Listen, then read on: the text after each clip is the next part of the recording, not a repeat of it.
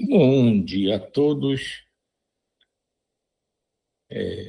Hoje o questionamento que a gente vai ler no Livro dos Espíritos é o de número 94. De onde tira o espírito o seu invólucro semimaterial? Do fluido universal de cada globo, razão porque não é idêntico em todos os mundos. Passando de um a outro, o espírito muda de envoltório, como mudais de roupa. Assim, quando os espíritos que habitam mundos superiores vêm ao nosso meio, tomam um perispírito mais grosseiro, é necessário que se revistam da vossa matéria, já o dissemos. Isso é fácil da gente entender até aqui para a gente mesmo, né? Porque se a gente vai no mar, na profundeza do mar, a gente precisa, né? Todo mundo já viu aquela figura do escafandro, né? Daquelas roupas de mergulho antigas, né? E mesmo das novas, você precisa de uma proteção por causa das diferenças, né? Físicas, químicas, né? As pressões diferentes. Se você sobe uma montanha muito alta, você precisa de uma proteção também, porque vai fazer mais frio, você precisa de mais roupa, precisa de suporte de oxigênio, porque o ar é diferente. Então, se isso acontece aqui, conforme a gente muda de ambiente, mudar de um mundo para o outro deve ser uma mudança extremamente maior, né? Então, é uma coisa que até é fácil a gente entender a explicação, né, de por que em cada mundo precisa ser um perispírito diferente, porque ele tem que usar um material, né, a matéria, que é condizente com as condições daquele mundo. E por isso, quando a gente muda de mundo, né, ou um espírito superior vem até um mundo de uma evolução mais baixa, ele precisa se adequar àquele mundo, senão ele não consegue se colocar ali. Não basta ele ter a superioridade moral, ele tem que ter adaptação material para estar ali também, né?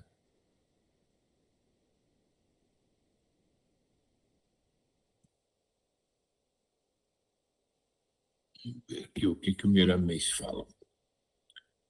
O envoltório do espírito. O hálito divino sai de Deus na sua unidade perfeita.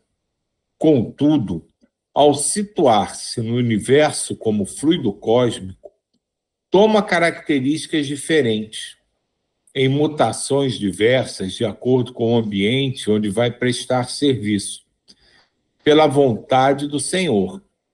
Em cada mundo, o magnetismo que envolve os espíritos é diferente um do outro, considerando a evolução dos povos que o habitam. Os fluidos são correspondentes à escala evolutiva desta mesma humanidade.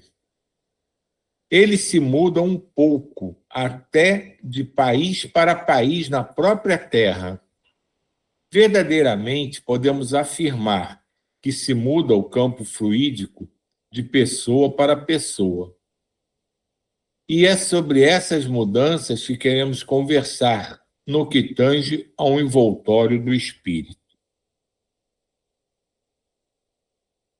Há muitos espíritos que vêm à Terra em trabalhos assistenciais, entidades de muita elevação que, ao chegar ao nosso mundo, mudam de roupagem fluídica para suportarem o ambiente que acolheram para trabalhar, como acontece com quem sai de um lugar muito quente para uma região fria. Necessariamente começa a usar as roupas do ambiente em que vai permanecer.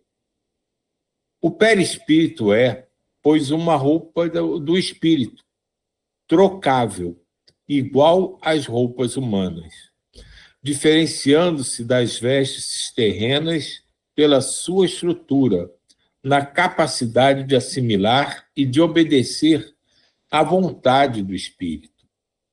Em comparação às da terra, tem uma natureza divina.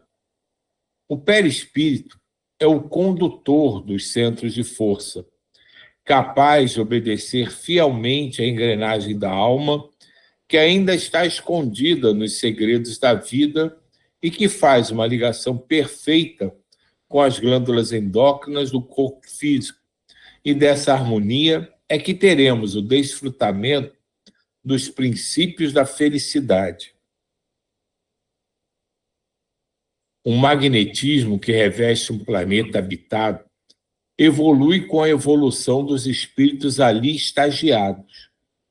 Tudo se depura pela força do progresso, obediente ao tempo e às bênçãos de Deus. Em um mundo inferior, onde existem espíritos primitivos, certamente os fluidos que o cercam são de natureza pesada, compatível com os seus habitantes.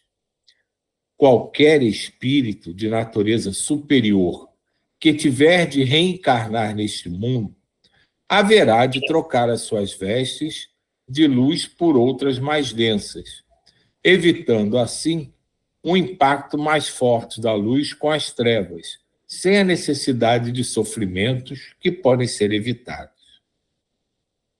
Certamente que uma alma evoluída, ao trocar suas vestes de luz por outra mais grosseira, renuncia, porque passa a sofrer uma agressão do próprio ambiente que aceitou como moradia. No entanto, a sua capacidade de amor ultrapassa todas as investidas do que chamamos de trevas. O mesmo não ocorre com os espíritos primitivos, que não suportariam viver em mundos altamente evoluídos, perderiam a razão e de nada serviriam suas estadas nesses mundos. Seriam inúteis todos os esforços para reencarnações desses espíritos em mundos superiores. Podemos, com isso, imaginar o quanto sofreu Jesus no ambiente da Terra. A cruz é um traço sem importância na sua vida na Terra, em se falando de sofrimento. O que lhe causava inquietação era, certamente, o ambiente negativo, o magnetismo estudado do planeta Terra, chegando em momentos de oração, a sua vibração atingir o ápice do que se pode atingir na Terra. E ele aí transpirou sangue pela violência do ambiente. Esse final é bem... não terminou não. Como se sentiria um homem civilizado se fosse preciso vestir uma roupa de couro cru por toda a vida e ainda precisasse exemplificar a vivência do bem e do amor a todas as criaturas?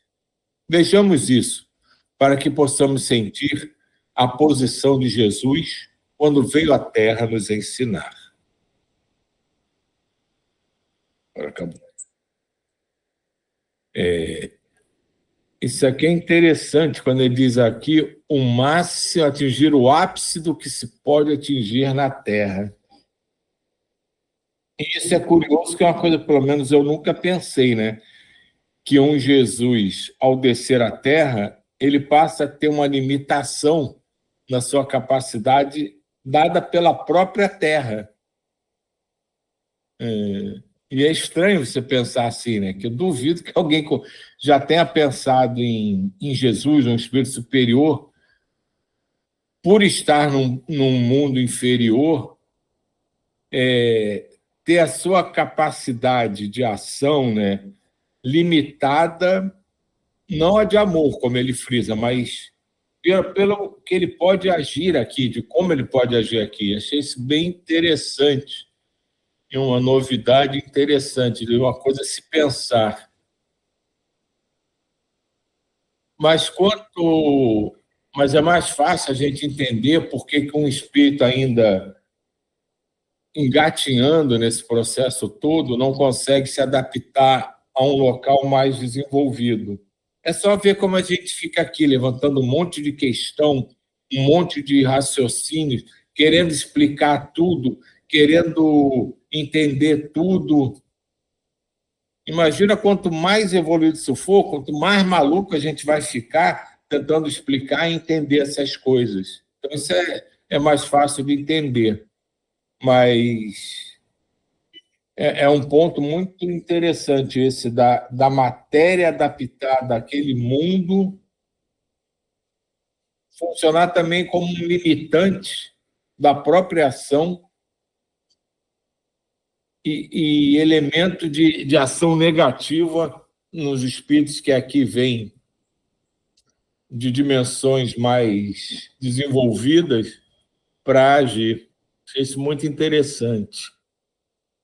E lógico, né? Achei interessante e lógico. Mas nunca tinha pensado nisso, não.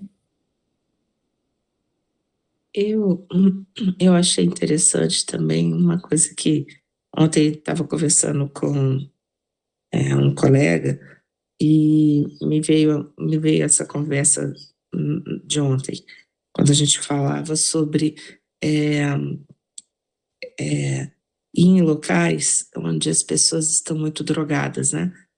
Naqueles locais mais tristes da gente ir, né?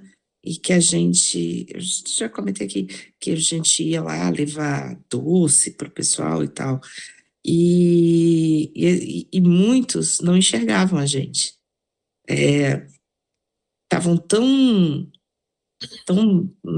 zumbis, tão andando esquisitos ali, mas eles não enxergavam a gente.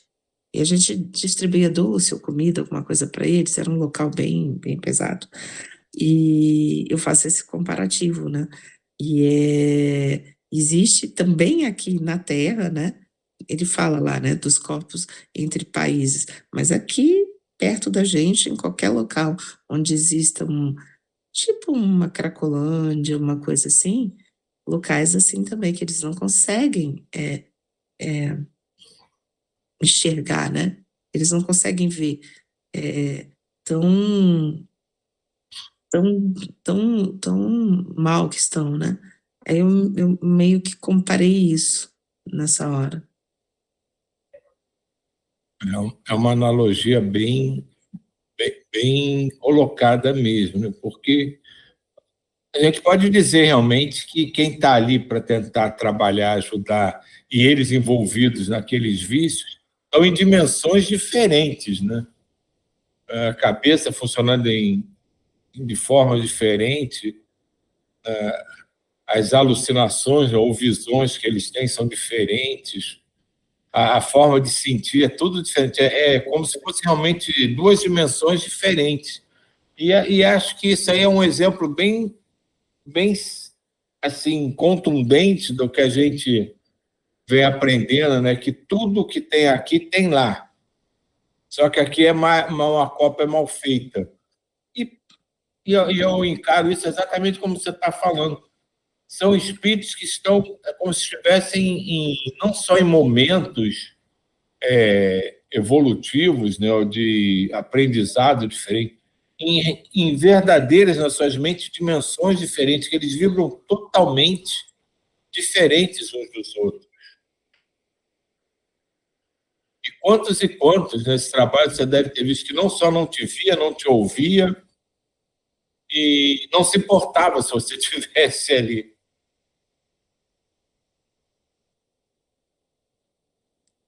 É. E aí a gente compreende às vezes, né? Sim, sim, Jair. O que que acontece? É do nosso conhecimento, quando o espírito está encarnado, ele sofre limitações. Ponto. E aí, é também do nosso conhecimento o desconforto quando a gente tem um sapato apertado, como ele está falando aqui.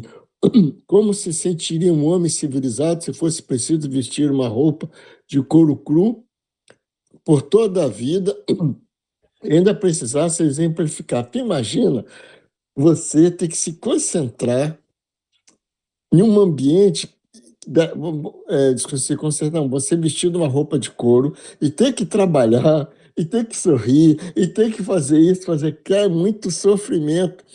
Então, quer dizer, a revolta toma conta de você, mole, mole. Sabe? Então, para Jesus vencer isso, é muita iluminação, pessoal. Vamos raciocinar. No nosso caso, a gente logo ia, eu vou embora disso aqui, eu vou me matar, vou me jogar de um precipício e acaba logo com todo esse sofrimento. É por aí. mas é a força de vontade e a iluminação dele, né? É só isso. E você tocou num ponto interessante, da limitação, que aí eu me toquei. Se a gente sabe que nós aqui, pobres mortais, temos limitações, né? Tem coisas que a gente já sabia que a gente não consegue acessar, tem modificações que a gente já desenvolveu, que a gente não lembra. Então, a gente tem limitação encarnando, quando está encarnado, né? Que um monte de coisa se abre quando a gente desencarna, que a gente lembra, que a gente volta a ter acesso. É uma coisa lógica você entender por que ele fala isso de Jesus no final, né? É óbvio que eles também têm que sofrer limitações para poder estar aqui, mas isso é uma ideia que não é plenamente desenvolvida e divulgada, porque tem que se passar aquela ideia do ser supremo, capaz de tudo. Então, todo mundo encara Jesus, Maria, como espírito, podem fazer absolutamente qualquer coisa.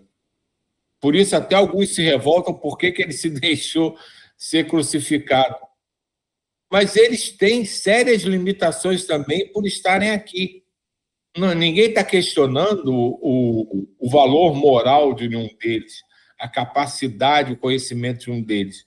Mas por estarem aqui, aí tem aquela discussão se ele encarnou realmente ou não encarnou, né, que não faz a menor diferença para mim, mas por estar aqui no ambiente da Terra, tem várias limitações que, como ele diz aqui no meio do texto, né, que ele fala da luz, da coisa da luz, aqui, evitando assim que qualquer espírito da natureza superior que tiver que reencarnar nesse mundo, haverá de trocar as suas vestes de luz por outras mais densas, evitando assim um impacto mais forte de luz com as trevas, sem a necessidade de sofrimentos que podem ser evitados. Cara, imagina um espírito de uma estirpe, de um Cristo, chegar aqui simplesmente na sua plenitude. Primeiro que a Terra toda ia ficar cega, né? Com a intensidade da luz dele.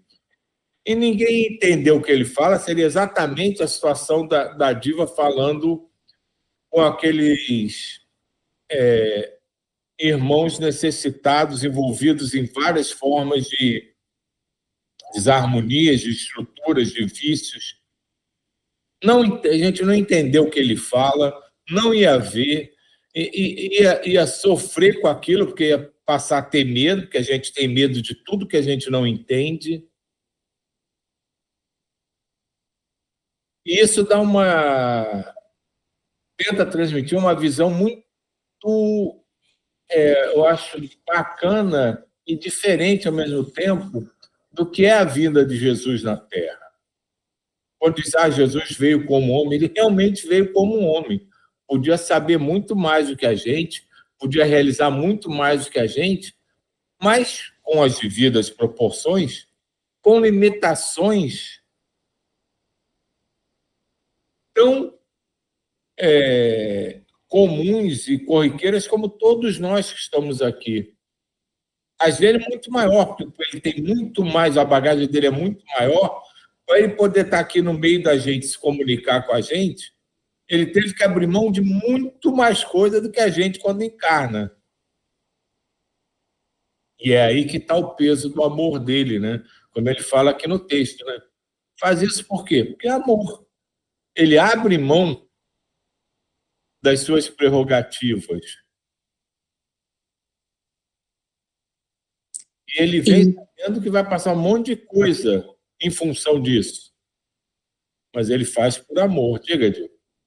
Não, é isso. Eu acho que essa visão, a gente às vezes perde ela por causa daquela frase lá assim, da ideia, mas é porque a gente tem ideia física, né? Que Deus fez a gente igual e semelhança, né? Aquela coisa toda lá, que eu nunca sei direito. Mas a gente desvirtualiza essa feito igual a semelhança, né? Não o espírito, a gente vê o corpo, né? E nós não fomos feitos à imagem e à semelhança de Deus mas Aí a gente faz essa confusão, eu vejo, assim. Isso com certeza, né? Porque essa coisa da imagem e semelhança, a gente imagina um homem, né, sentado lá no trono. A gente não imagina E outra coisa. nessa visão aí, Jesus, né? Agora, quando a gente vê esse texto, a gente vê assim, o que ele fala, né? Não é a cruz que é o pior, é toda a existência dele dentro dessa dor dele, né? A humanidade tende a achar que Jesus, os grandes sofrimentos de Jesus, foi ser crucificado, né? E ele coloca esse ponto. Isso aí para ele não foi nada. A vida, o que ele teve que aturar, diz que ele ficou aqui 33 anos, né? E nesses 3 décadas que ele passou aqui, foi muito pior do que ser crucificado. E isso ninguém pensa nisso. O fato do sacrifício dele para estar aqui e para continuar aqui por tanto tempo. E todo mundo, principalmente a igreja, né, exalta, né, aquela coisa da crucificação, o sofrimento, a redenção, como se tudo acontecesse ali. E a vida, o período dele todo aqui, foi uma redenção para a humanidade. Ele sofreu pela gente, não sofreu pela gente só quando foi pregado na cruz, não. Ele sofreu pela gente, a existência dele aqui, naquele período inteira, cada segundo que ele permaneceu aqui, ele estava sofrendo pela gente. E ninguém pensa nisso. Diga, Jair. O que acontece? Pegando esse gancho que você está falando aí, Silvio, olha o que ele fala aqui. E aí transpirou sangue pela violência do ambiente. Pô, cara, isso é muito forte. Vamos assassinar? A violência daquela época, cara, era dente por dente, olho por olho. A pessoa chegava e disse, não, você tem que amar seu inimigo. Já pensou que ruptura que foi isso aí? A perseguição? Porque eu estava vendo, o livro de São Francisco, que foi uma coisa muito interessante que eu estava lendo lá. Por exemplo, aqui a gente está falando de honra, né? Quando o cara morria com a espada de um centurião, ele morria com honra, sabe? Era honroso a pessoa morrer pela espada de um centurião. E nem isso Jesus foi. Quando ele foi sacrificado, que foi na cruz, era o mais baixo do sacrifício que podia ser feito, mais desonrado, mais vagabundo, mais, sabe, tudo que você queira falar de negativo era ser morto pela cruz. Até nisso, ele teve que sofrer. Quando você está falando de sofrimento da cruz, mas teve o sofrimento da cruz e teve esse monte que você acabou de falar aí, mais o sangue, mais viver um gibão, dormir e acordar com um gibão toda hora, tu imagina. E ainda quando morreu, não morreu nem com honra, morreu desonrado porque morreu no meio de bandidos, é só isso. Isso também que você lembrou. A crucificação era a punição de bandido, né? De ladrão, de pessoas que eram indesejáveis num alto grau, né, pelos dirigentes da época, né?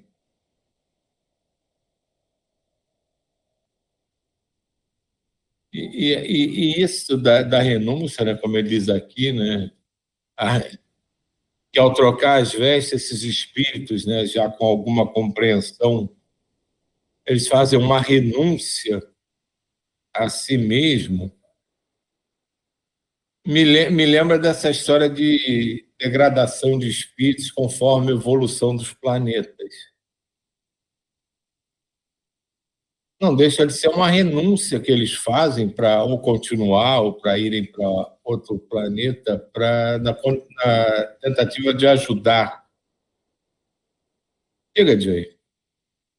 Pegando uma coisa rapidinho, porque vendo, por exemplo, os livros de Hermínio de Miranda, que tem aquelas coisas dos obsessores, então os obsessores da época de Cristo, eles ainda mantêm aquele estigma, sabe, de que é ladrão, que é vagabundo, que não queria trabalhar, sabe? Tudo isso ficou materializado em toda uma civilização, um período. Então foram alguns só que foram tocados pelos ensinamentos do Cristo, e todos esses depois foram todos passados pela espada, entende? Não sei nem como é que ele conseguiu, porque é uma coisa divina, porque a pressão foi muito forte, é só isso. Eu fico imaginando, a gente está falando aqui, e os espíritos bondosos que estão nos acompanhando aqui, né? Também eles estão fazendo esforços, né? De estarem aos nossos lados, nos acompanhando, né? Com certeza. Eu acho que as coisas que ele coloca aqui, né? Claro que ele pegou o exemplo Máximo, né? máximo, né? Mas é geral, de cima a baixo, isso aí é aplicável em todos, inclusive em nós que estamos aqui encarnados no momento. Porque, de fato, tudo bem, a gente está no mundo de provas e expiações, acho que ninguém aqui se imagina um espírito missionário na Terra, mas cada um aqui deve ter suas conquistas, seus aprendizados já agregados ao seu ser, que estão bloqueados, né? Isso é uma renúncia, porque nenhum de nós aqui tem uma índole que a gente possa dizer má, para dizer que, como alguns livros falam, tivemos uma encarnação compulsória, porque precisava resgatar, nada disso. Provavelmente a gente participou do nosso processo em algum grau, aceitou voltar, conheceu, talvez não todos, mas alguns membros da família com quem a gente ia conviver aqui. E a gente teve que abrir mão de algumas prerrogativas que já eram nossas para retornar para cá, para se envolver com a família que a gente tem. Não deixa de ser uma renúncia também. Claro que a gente abre mão muito menos do que Jesus. Mas a gente também, cada vez que a gente reencarna, que a gente deixa parte do que a gente já é guardada, sem ter acesso, a gente também aceita renunciar a isso e passa por certas situações que talvez com a mente mais expandida que a gente já tenha, embora não seja assim, uma evolução extraordinária, já não passasse. Então, isso pode ser aplicado a qualquer um de nós que tem certos sofrimentos aqui, desentendimentos pelos quais a gente passa, que acaba passando porque a gente teve que se adaptar à Terra para ter essa jornada atual.